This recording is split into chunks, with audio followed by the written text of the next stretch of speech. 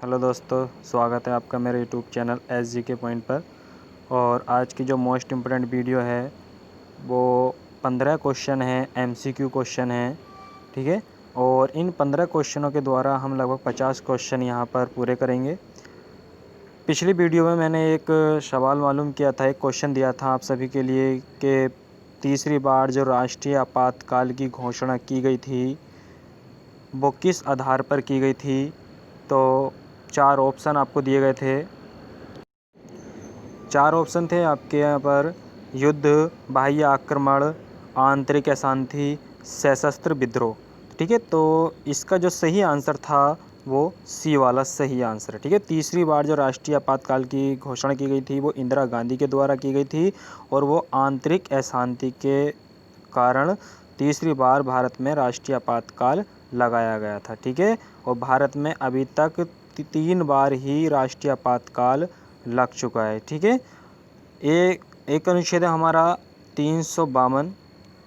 ठीक है, एक है आपका 356 और एक है आपका 360। इसके द्वारा 3 प्रकार के आपातकाल लगाए जाते हैं, लेकिन भारत में वित्तीय आपातकाल अभी तक नहीं लगा है। ठीक है, तो इसका जो सही आंसर था वो सी वाला था, आंतरिक अशांति के कारण लगाया गया था। ठीक है, अब अपनी वीडियो स्टार्ट करते हैं। तो स्टार्ट करते हैं वीडियो। मेरे चैनल के साथ जुड़े रहें और जो पहली बार चैनल पे हैं वो चैनल को सब्सक्राइब कर लें। सब्सक्राइब करने के बाद बेल आइकन का बटन जरूर दबा दें। ठीक है, तो स्टार्ट करते हैं। पहला क्वेश्चन है Keibul Lamjao. Most important question है। यहाँ पर क्या मालूम किया गया है? केबुल लामजाओ दुनिया का एकमात्र तैरता हुआ राष्ट्रीय उद्यान किस राज्य में स्थित है? ये लाइन आपको याद रखनी है। लामजाओ, केबुल लामजाओ दुनिया का एकमात्र तैरता हुआ राष्ट्रीय उद्यान किस राज्य में स्थित है? 4 ऑप्शन है आपका: असम, बी ऑप्शन है आपका त्रिपुरा, सी ऑप्शन है आपका मणिपुर और डी ऑप्शन है आपका आंध्र प्रदेश। ठीक है, तो आपको बताना है कि केबुल लामजाओ जो दुनिया का एकमात्र तैरता हुआ राष्ट्रीय उद्यान है वो किस राज्य में स्थित है? तो इसका जो सही आंसर हो जाएगा आपका मणिपुर। ठीक है, इसका सी वाला आंसर सही है। मणिपुर में स्थित है, एकमात्र दुनिया का तैरता हुआ राष्ट्रीय उद्यान है। एग्ज़ाम में आ भी चुका है और आने वाले एग्ज़ामों में ज़रूर मिलेगा। इसके बारे में थोड़ा और जानते हैं। ठीक है, मणिपुर में स्थित है केबुल लामजाओ नेशनल पार्क। ठीक है, कहाँ पर? मणिपुर के बिष्णुपुर जिले में है। केबुल लामजाओ दुनिया का एकमात्र तैरता हुआ राष्ट्रीय उद्यान है। यह दुनिया के सबसे लुप्तप्राय हिरणों में से एक ब्रो अनटेलर्ड हिरण। ठीक है, एक क्वेश्चन आपका ये बनता है कि ब्रो इंटेलर्ड हिरण जिसे रू सर्वस LD के नाम से भी जाना जाता है किस राष्ट्रीय उद्यान में पाया जाता है? तो कौन से में? केबुल लामजाओ नेशनल पार्क में ये हिरण मिलता है। नेक्स्ट क्वेश्चन है big inch pipeline. Most important question है। बिग इंच पाइपलाइन परिवहन करता है दूध, जल, तरल पेट्रोलियम गैस यानी LPG या फिर पेट्रोल। एग्ज़ाम में ये रेलवे के एग्ज़ाम में मालूम किया गया था और उत्तर प्रदेश ग्रुप सी या उत्तराखंड ग्रुप सी में आने की संभावना है। बिग इंच पाइपलाइन में मतलब जो परिवहन किया जाता है, ये जो बिग इंच पाइपलाइन है वो किस काम में ली जाती है? ए ऑप्शन है दूध, बी ऑप्शन है जल, सी ऑप्शन है तरल पेट्रोलियम गैस LPG या डी ऑप्शन है आपका पेट्रोलियम। तो इसका सही आंसर है आपका डी वाला। ठीक है, पेट्रोलियम। बिग इंच पाइपलाइन का जो प्रयोग किया जाता है, जो परिवहन किया जाता है, उसमें पेट्रोलियम का किया जाता है। ठीक है, मोस्ट इंपोर्टेंट क्वेश्चन है, आपको याद रखना है। ठीक है, पेट्रोलियम का इसमें प्रयोग किया जाता है। नेक्स्ट क्वेश्चन है भारत में इनमें से कौन सा राज्य नर्मदा नदी घाटी का हिस्सा नहीं है? मोस्ट इंपोर्टेंट क्वेश्चन है। भारत में इनमें से कौन सा राज्य नर्मदा नदी घाटी का हिस्सा नहीं है? मध्य प्रदेश, राजस्थान, गुजरात, महाराष्ट्र। जो नर्मदा घाटी है वो 3 वैसे तो मोस्टली 3 राज्य हैं, लेकिन लगभग ये 4-5-6 राज्यों में फैली है। ठीक है, क्योंकि मोस्टली जो आपसे मालूम किया गया है यहाँ पे भारत में इनमें से कौन सा राज्य है नर्मदा नदी घाटी का हिस्सा नहीं है। ठीक है, तो नर्मदा जो घाटी है, नर्मदा नदी घाटी क्या है, नर्मदा नदी कहाँ से निकलती है, मध्य प्रदेश से निकलती है। ठीक है, तो सबसे ज़्यादा क्षेत्र है वो मध्य प्रदेश में है, फिर उसके बाद जो आता है आपका गुजरात आ जाता है, फिर महाराष्ट्र है। ठीक है, तो आपका इसमें जो सही आंसर हो जाएगा आपका बी वाला। ठीक है, राजस्थान, नर्मदा नदी घाटी का जो हिस्सा है वो राजस्थान नहीं है। इसके बारे में थोड़ा और जानते हैं। नर्मदा घाटी इन राज्यों के बड़े क्षेत्रफल में फैली है। ठीक है, मध्य प्रदेश में सबसे ज़्यादा क्षेत्रफल नर्मदा घाटी का कहाँ पर है, मध्य प्रदेश में 81%, गुजरात में दूसरे नंबर पे है 12%, छोटे क्षेत्रों में महाराष्ट्र 4%, छत्तीसगढ़ में 2% तथा आंध्र प्रदेश में 1% है। ठीक है, खाली नदी की बात नहीं चाहिए, नदी घाटी जो नदी घाटी है पूरे क्षेत्र की बात चल रही है यहाँ पर, लेकिन मोस्टली क्या है वो 3 ही राज्य है, मध्य प्रदेश, गुजरात और महाराष्ट्र। तो इसका सही आंसर है आपका राजस्थान, नर्मदा घाटी का जो हिस्सा है वो राजस्थान नहीं है। नेक्स्ट क्वेश्चन है, सारगासो समुद्र किस महासागर में स्थित है। Group C, Uttarakhand group C exam में मालूम किया गया था, जिसने एग्जाम दिया होगा उसे याद होगा। इसमें मालूम किया गया था सारगासो समुद्र किस महासागर में स्थित है। ठीक है, तो 4 ऑप्शन है आपके, प्रशांत महासागर, ए ऑप्शन, बी ऑप्शन हिंद महासागर, सी ऑप्शन आर्कटिक महासागर और डी ऑप्शन आपका अटलांटिक महासागर। अब हम बात करते हैं प्रशांत महासागर की। अगर हम बात करते हैं तो प्रशांत महासागर विश्व का सबसे बड़ा महासागर है। ठीक है, एक क्वेश्चन तो आपका यही बनता है कि विश्व का सबसे बड़ा महासागर कौन सा है, तो एक क्वेश्चन तो यही बना आपका प्रशांत महासागर। दूसरा क्वेश्चन यहाँ से बनता है कि सबसे गहरा मेरियाना गर्त। ठीक है, मेरियाना गर्त की जो गहराई है 11,033 मीटर। ठीक है, मेरियाना गर्त कहाँ स्थित है, प्रशांत महासागर। अगर वैसे क्षेत्र मालूम करता है पश्चिमी प्रशांत महासागर में स्थित। 2 क्वेश्चन आपके ये बन गए। तीसरा क्वेश्चन प्रशांत महासागर से ये बनता है कि प्रशांत महासागर का आकार कैसा है, तो ये त्रिभुजाकार है। ठीक है, प्रशांत महासागर का आकार कैसा है, त्रिभुजाकार है। ठीक है, अगर हम हिंद महासागर की बात करते हैं तो हिंद महासागर का जो आकार है वो अंग्रेजी वर्णमाला के एम के आकार में है। ठीक है, हिंद महासागर का जो आकार है वो कैसा है, अंग्रेजी वर्णमाला के एम अक्षर के समान है। दूसरा यहाँ से क्वेश्चन बनता है, एकमात्र महासागर है जिसका नाम किसी देश के नाम पर रखा गया है। हिंद महासागर जो नाम रखा गया है भारत देश के नाम पर रखा गया है। दूसरा क्वेश्चन ये बनता है कि एकमात्र महासागर कौन सा है जिसका नाम किसी देश या राष्ट्र के नाम पर रखा गया है, तो हिंद महासागर है। तीसरा क्वेश्चन ये बनता है कि भारत 3 ओर से समुद्र से घिरा है। कौन से समुद्र से, हिंद महासागर से घिरा है। ठीक है, 3 ओर से हिंद महासागर से घिरा है। ठीक है, क्योंकि उसमें आपका जो साउथ इंडियन वाला क्षेत्र आया था वो तीनों ओर से घिरा है। ठीक है, यहाँ से आपके 3 क्वेश्चन क्लियर हो गए। ठीक है, अब बात करते हैं आर्कटिक महासागर। आर्कटिक महासागर की अगर हम बात करते हैं तो आर्कटिक महासागर ये विश्व का सबसे छोटा महासागर है। एक क्वेश्चन आपका ये बनता है कि विश्व का सबसे छोटा महासागर कौन सा है, तो आर्कटिक महासागर है।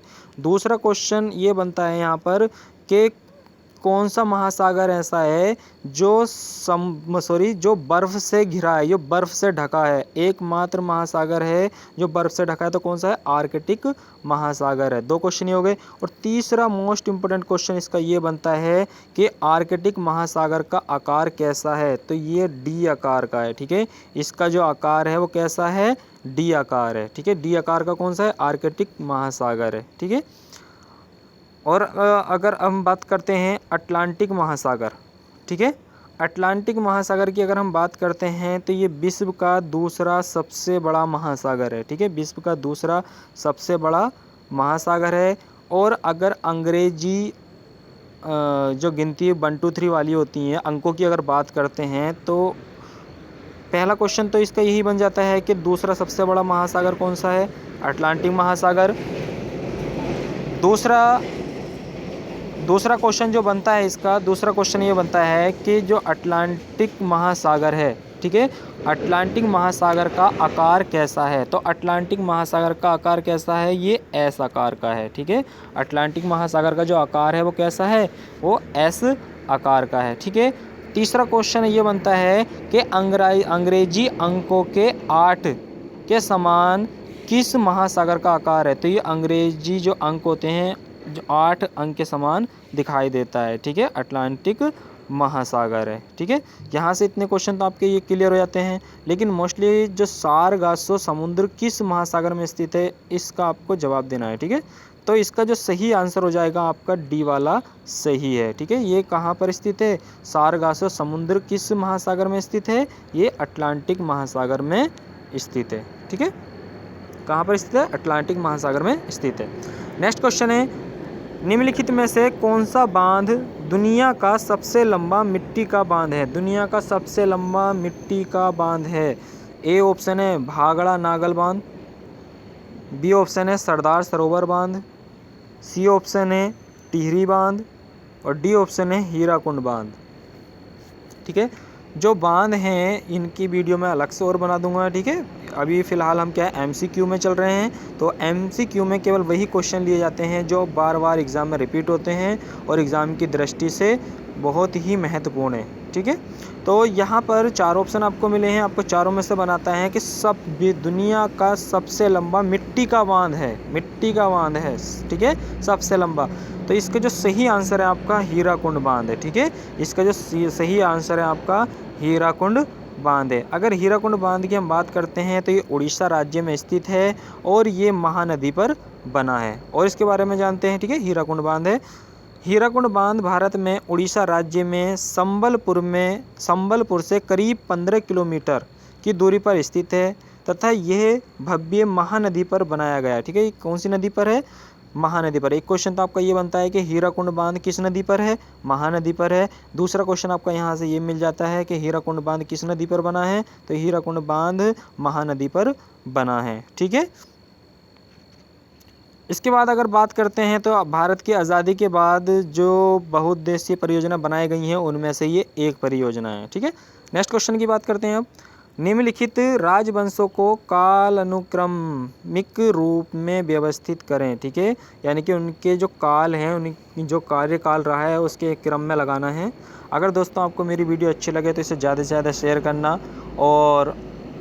करना और अपने दोस्तों को मेरे चैनल पे सब्सक्राइब करवाना, जिससे कि आपके साथ साथ उनको भी ये क्वेश्चन मिल सकें, ठीक।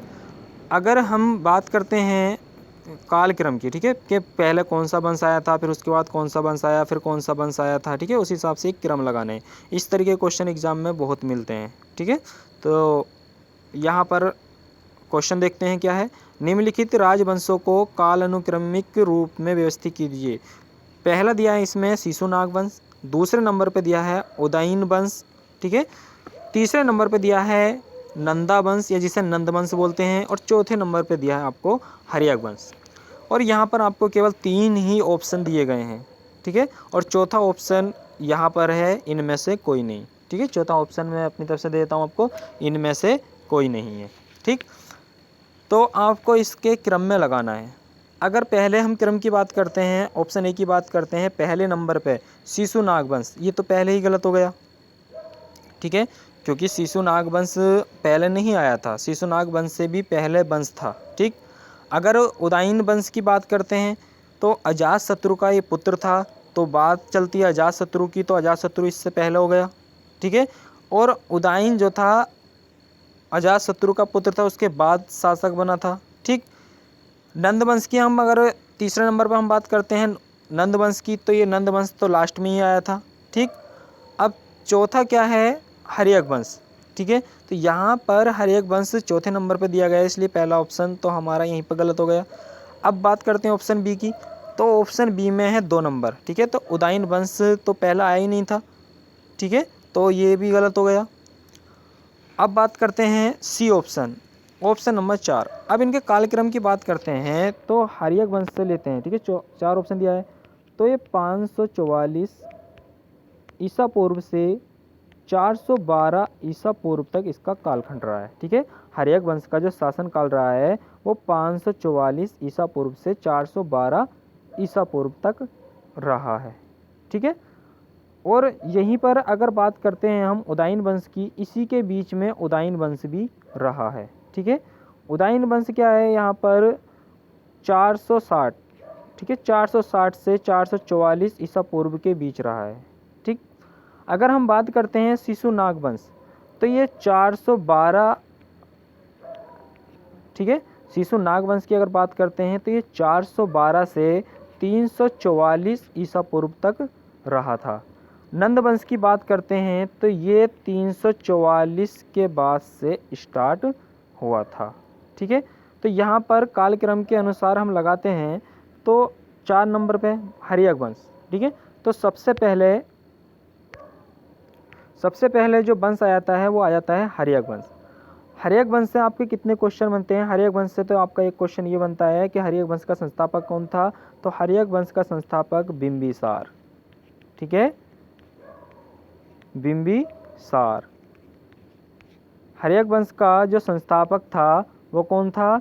बिंबिसार था। ठीक है, हर्यक वंश का संस्थापक कौन था? बिंबिसार था। इसे पितृहंतक वंश के नाम से भी जाना जाता है। हर्यक वंश को पितृहंतक वंश के नाम से भी जाना जाता है।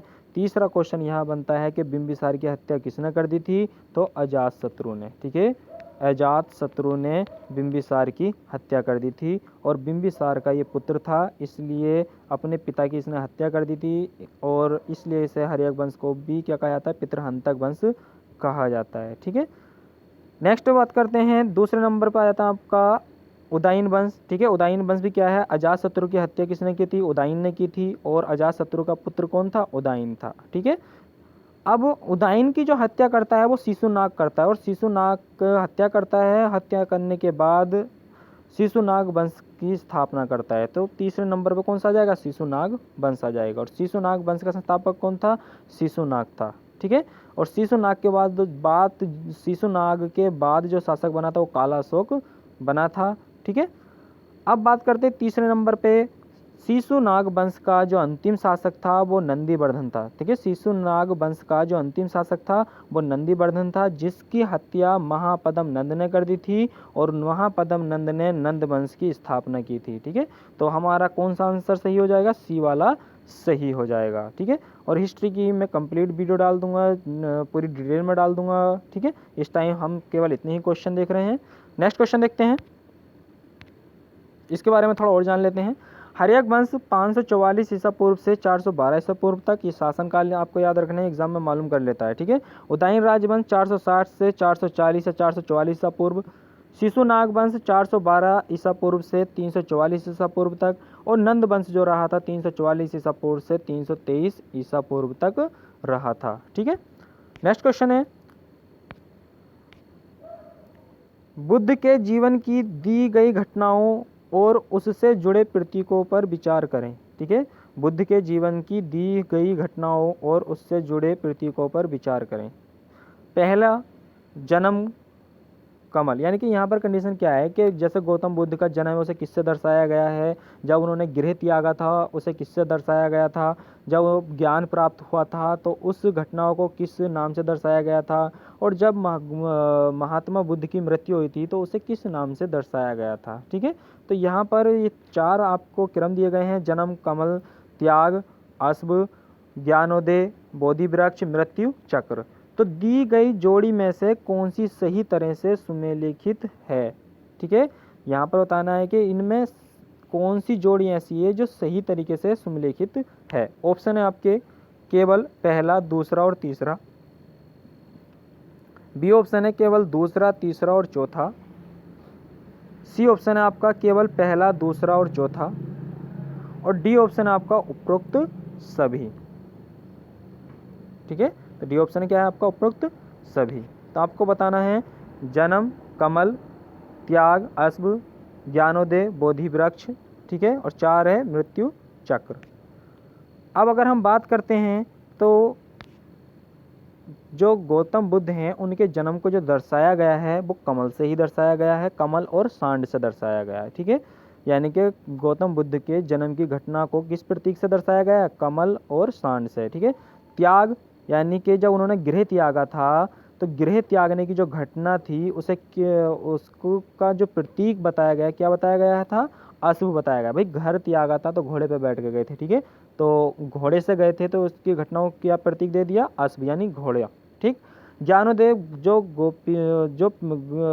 गौतम बुद्ध है, गौतम बुद्ध को जो ज्ञान प्राप्त हुआ था वो बोधि वृक्ष यानी कि पीपल वृक्ष के नीचे ने ज्ञान प्राप्त हुआ था। उसी पीपल वृक्ष को बोधि वृक्ष के नाम से जाना जाता है और शशांक के द्वारा ये बोधि वृक्ष कटवा दिया गया था। ठीक है, तो चौथा क्या है, चक्र। यहाँ पर चौथा गलत है। ठीक है, ऊपर का पहला दूसरा तीसरा सही है, लेकिन ये चौथा गलत है। गौतम बुद्ध की जो मृत्यु है उसे महापरिनिर्वाण कहा गया है। चक्र जो दर्शाया गया है, जब गौतम बुद्ध ने पहली बार अपना उपदेश दिया था सारनाथ में, उस घटना को चक्र कहा गया है। चक्र से उपदेश देने की घटना का प्रतीक बताया गया है, ना कि मृत्यु। ठीक है, मृत्यु क्या कहा गया, निर्वाण। ठीक, तो हमारा कौन सा इसमें सही हो जाएगा, तो इसमें हमारा पहला वाला सही हो जाएगा। ठीक है, इसमें ए हमारा सही हो जाएगा। नेक्स्ट क्वेश्चन है, एनी बेसेंट किस वर्ष कांग्रेस में शामिल हुई थी। एनी बेसेंट किस वर्ष कांग्रेस में शामिल हुई थी, यानी कि भारतीय राष्ट्रीय कांग्रेस में कब शामिल हुई थी, 1915, 1913, 1914, 1916। ठीक है, तो एनी बेसेंट किस वर्ष भारतीय राष्ट्रीय कांग्रेस में शामिल हुई थी। अगर हम बात करते हैं, वैसे तो जो घटना पूरी आती है 1913-14 आती है।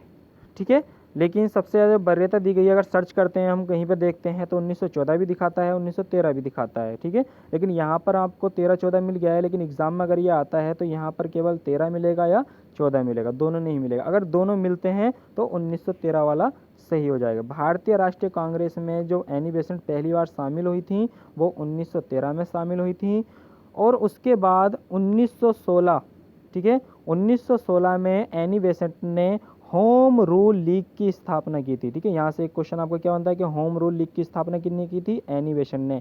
फिर एनी बेसेंट के बाद ही जो बाल गंगाधर तिलक ने की थी। ठीक है, तो यहाँ से क्वेश्चन क्या बनता है कि जो होम रूल लीग की स्थापना की थी किसने की थी, एनी बेसेंट ने की थी। कब की थी, 1916 में की थी। यहाँ पर तीसरा क्वेश्चन जो मोस्ट बनता है, भारतीय राष्ट्रीय कांग्रेस की प्रथम महिला अध्यक्ष जो बनी थी वो 1917 में।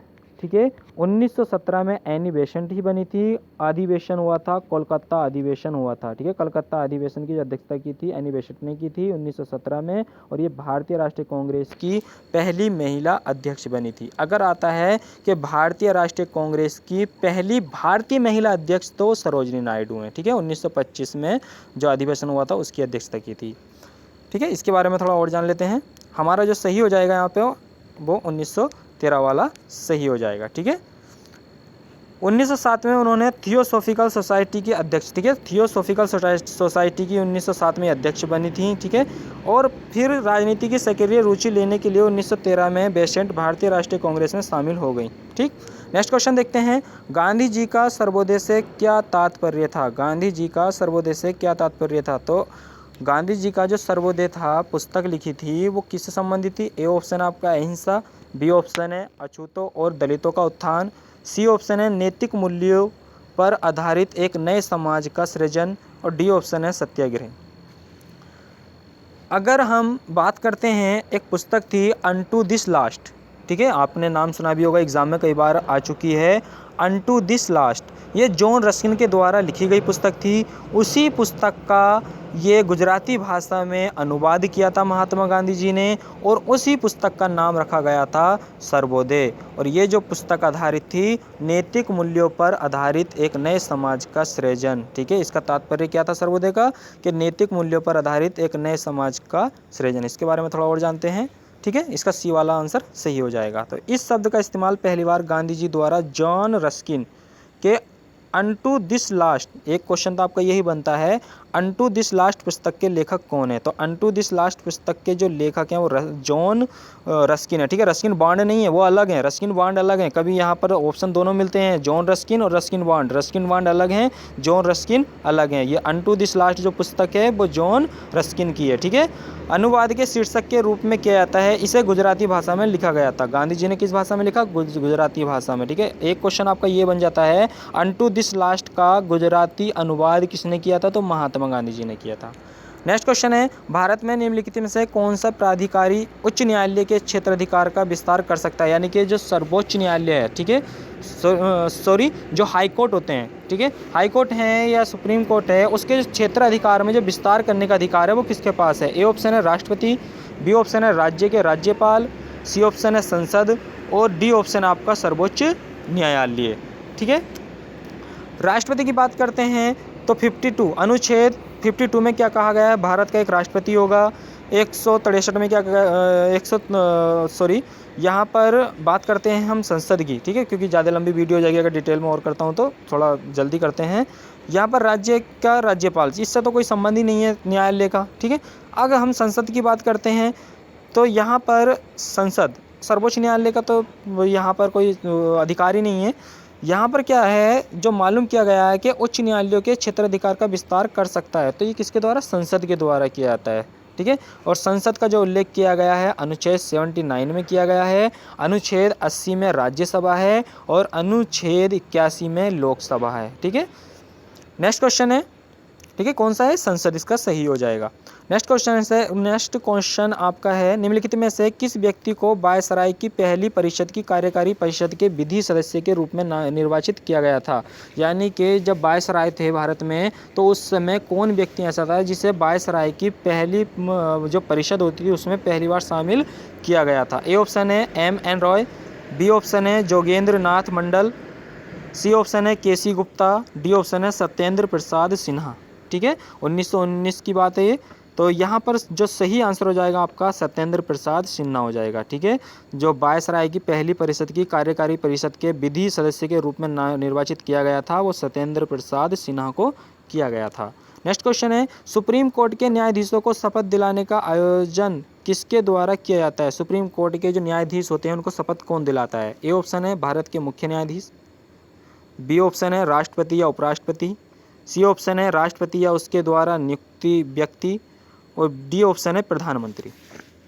अगर हम सुप्रीम कोर्ट की बात करते हैं, अनुच्छेद 124 में सुप्रीम कोर्ट का गठन किया गया है, ठीक है। अनुच्छेद 124 में क्या है? सुप्रीम कोर्ट का गठन किया गया है। सुप्रीम कोर्ट के जो न्यायाधीश होते हैं उनको जो शपथ दिलाता है या मुख्य न्यायाधीश होता है उसको जो शपथ दिलाता है वो इन चारों में से कौन दिलाता है? इसका आपका सी वाला सही हो जाएगा। राष्ट्रपति, या तो राष्ट्रपति सुप्रीम कोर्ट के मुख्य न्यायाधीश को शपथ दिलाएंगे या अन्य न्यायाधीशों को शपथ दिलाएंगे। अगर किसी वजह से राष्ट्रपति नहीं है तो राष्ट्रपति के द्वारा जो व्यक्ति चुना जाता है वो शपथ दिलाएगा, ठीक है। तो इसका सी वाला आंसर सही हो जाएगा, राष्ट्रपति या उसके द्वारा नियुक्त व्यक्ति ही शपथ दिलाता है, ठीक है। नेक्स्ट क्वेश्चन है, भारत में सबसे बड़ा कर अदा करने वाला क्षेत्र कौन सा है? ठीक है, ये इकोनॉमिक्स का क्वेश्चन है, ये एग्जाम में आ चुका है इसलिए मैंने ये क्वेश्चन यहाँ पर लिया है। भारत में सबसे बड़ा कर अदा करने वाला क्षेत्र कौन सा है? ए ऑप्शन है कृषि क्षेत्र, बी ऑप्शन है औद्योगिक क्षेत्र, सी ऑप्शन है ऊर्जा क्षेत्र और डी ऑप्शन है दूरसंचार क्षेत्र। तो इसका जो सही आंसर हो जाएगा आपका वो है आपका बी वाला, ठीक है। औद्योगिक क्षेत्र से ही भारत को सबसे ज़्यादा कर अदा किया जाता है, ठीक है। भारत सरकार को सबसे बड़ा कर अदा करने वाला जो क्षेत्र है वो कौन सा है? औद्योगिक क्षेत्र है, ठीक है। औद्योगिक क्षेत्र यहाँ पर सही हो जाएगा। नेक्स्ट क्वेश्चन है, ये कंप्यूटर से रिलेटिव क्वेश्चन है, इमेज फाइलों को किसका उपयोग कर ईमेल दस्तावेजों के साथ भेजा जा सकता है? ठीक है, इमेज वीडियो हो या इमेज हो, तो जो इमेज होती हैं, इमेज फाइलों को किसका उपयोग कर ईमेल, ठीक है, जीमेल की बात नहीं चलिए, ईमेल दस्तावेजों के साथ भेजा जा सकता है। यानी कि ईमेल में जो वीडियो या फ़ोटो वगैरह भेजे जाते हैं वो किसके द्वारा भेजे जाते हैं, ठीक है। तो ए ऑप्शन है अटैचमेंट, ठीक है, क्योंकि जो ईमेल चलाते हैं वो उनको ज़्यादा नॉलेज हो जाती है क्योंकि ईमेल में जो ऑप्शन आते हैं, ठीक है, अटैचमेंट। बी ऑप्शन है सब्जेक्ट, सी ऑप्शन है सिग्नेचर और डी ऑप्शन है CC एंड BCC, ठीक है। तो इसमें सही जो आंसर है आपका ए वाला सही है, अटैचमेंट के द्वारा इमेज फाइलों को ईमेल दस्तावेजों के साथ भेजा जा सकता है, ठीक है। तो इसमें ए ऑप्शन सही है, अटैचमेंट, ठीक है, इसका ए वाला सही हो जाएगा। नेक्स्ट क्वेश्चन है, कार्ड से आशय CAD, ठीक है, CAD की फुल फॉर्म एग्जाम में आ चुकी है, मालूम किया गया था, इसलिए क्वेश्चन यहाँ पर लिया है मैंने। ए ऑप्शन है computer aided design, B option है common account deposit, C option है कंप्यूटर आर्किटेक्चर डिजाइन और डी ऑप्शन है इनमें से कोई नहीं। तो इसमें जो सही आंसर है आपका ए वाला सही है, कंप्यूटर एडेड डिजाइन वाला ऑप्शन ये सही है आपका, ठीक है, ए वाला यहाँ पर सही हो जाएगा। नेक्स्ट क्वेश्चन है आपका, इनमें से कौन सा कंप्यूटर का ऑपरेटिंग सिस्टम नहीं है, ठीक है, इनमें से कौन सा कंप्यूटर का ऑपरेटिंग सिस्टम नहीं है। अगर दोस्तों आपको मेरी वीडियो अच्छी लगे तो इसे ज़्यादा से ज़्यादा शेयर करना और वीडियो को लाइक करना और कमेंट बॉक्स में ज़रूर बताना आपको वीडियो कैसी लगी है। और आप कमेंट्स बॉक्स में किसी और सब्जेक्ट पे वीडियो बनवाना चाहते हैं तो आप बता सकते हैं, मैं पूरी कोशिश करूँगा उनको बनाने की, ठीक है। तो आप मेरे चैनल पर बने रहें और अपने दोस्तों को भी चैनल से जोड़ें और वीडियो को ज़्यादा से ज़्यादा शेयर करें, ठीक है। इनमें से कौन सा कंप्यूटर का ऑपरेटिंग सिस्टम नहीं है, ठीक है, विंडोज़, MS DOS, यूनिक्स या पेंटियम, ठीक है। कंप्यूटर ऑपरेटिंग सिस्टम नहीं है, विंडोज़ ये भी है, MS DOS ये भी है, यूनिक्स ये भी है, इसमें डी वाला, ठीक है, नहीं है, डी वाला आपका सही हो जाएगा यहाँ पर, ठीक है। क्या मालूम किया गया, ऑपरेटिंग सिस्टम नहीं है, तो पेंटियम ऑपरेटिंग सिस्टम नहीं है, ठीक है, यहाँ पर डी वाला सही हो जाएगा। यह है दोस्तों लास्ट क्वेश्चन है जो आपको कमेंट्स बॉक्स में जवाब देना है। नोबेल पुरस्कार विजेता पहले भारतीय कौन थे, ठीक है, नोबेल पुरस्कार विजेता पहले भारतीय कौन थे। ए ऑप्शन है आपका रविंद्रनाथ टैगोर, सी ऑप्शन है आपका CV रमन और बी ऑप्शन है आपका महात्मा गांधी और डी ऑप्शन है अमर्त्य सेन, ठीक है, अमर्त्य सेन। ये इस क्वेश्चन का जवाब आपको कमेंट्स बॉक्स में देना है। ये क्वेश्चन 15 क्वेश्चन थे। 15 क्वेश्चनों के द्वारा लगभग हमने 50 क्वेश्चन यहाँ पर देखे हैं। अगर इन 15 क्वेश्चन में आप 10 क्वेश्चन सॉल्व करते हैं तो आपकी तैयारी बहुत अच्छी है। अगर आपसे इतने नहीं हो पाते हैं तो आपको और मेहनत की ज़रूरत है। और इस क्वेश्चन का जवाब नोबेल पुरस्कार विजेता पहले भारतीय कौन थे कमेंट्स बॉक्स में आपको देना है। और आपको ये भी बताना है कि आपके कितने क्वेश्चन सही गए हैं, जिससे मुझे ये पता चल जाए कि जो मैं मेहनत कर रहा हूँ और आप जो मेहनत कर रहे हैं वो पूरी हो रही है या नहीं हो रही, ठीक है। क्योंकि यहाँ पर मैं कोशिश कर सकता हूँ लेकिन मेहनत आपको ही करनी है, इसलिए आपको वीडियो ज़्यादा से ज़्यादा शेयर करें और मेरे चैनल पर बने रहें, ठीक है। ये टॉप 15 क्वेश्चन थे, रिलेटिव थे संविधान, हिस्ट्री, कंप्यूटर, भूगोल से, ठीक है। तो नेक्स्ट वीडियो में मिलते हैं। Thank you.